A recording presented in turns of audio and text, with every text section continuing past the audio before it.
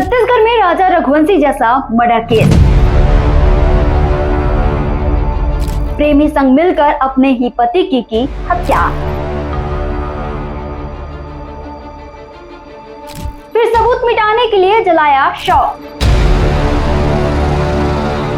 क्या पतियों का वर्चस्व खतरे में है?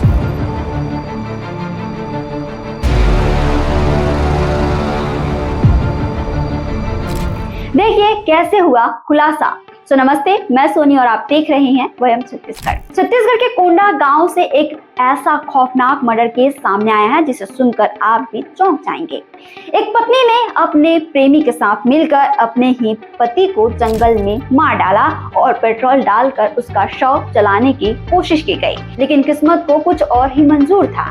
पति की जेब में एक अजली रेबीज की पर्ची बच गई, जिसने पूरे केस का पर्दाफाश कर दिया।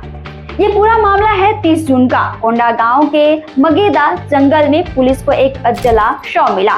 शरीर पूरी तरीके से जल चुका था, पहचान करना मुश्किल हो रहा था। लेकिन फिर पुलिस को जेब में एक पीली पर्ची मिली जिस पर लिखा था धर्मवीर नेताम। ये पर्ची बारिश में भीगकर भी कुछ हद तक बची रही। यही बनी केस की सबसे बड़ी क्लू। पुलिस ने तुरंत उस पर्ची पर लिखे अस्पताल तमिलनाडु के धर्मपुर से कांटेक्ट किया और फिर शव की पहचान हुई।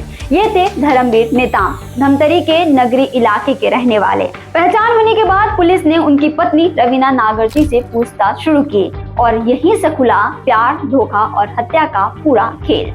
जैसे जैसे पुलिस की जांच आगे बढ़ी, मोबाइल लोकेशन, कॉल डिटेल और साइबर टीम की मदद से एक एक परतें खुलती चली गई।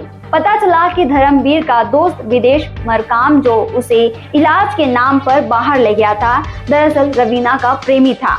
दोनों ने मिलकर धर्मवीर को सुनसान जंगल में ले जाकर खूब शराब पिलाई और फिर क्रिकेट बैट से सिर पर ताबड़तोड़ वार करके उसकी हत्या कर दी। अगली सुबह पेट्रोल डालकर शव जलाया गया ताकि कोई पहचान न सके, लेकिन बारिश ने पूरा प्लान बिगाड़ दिया।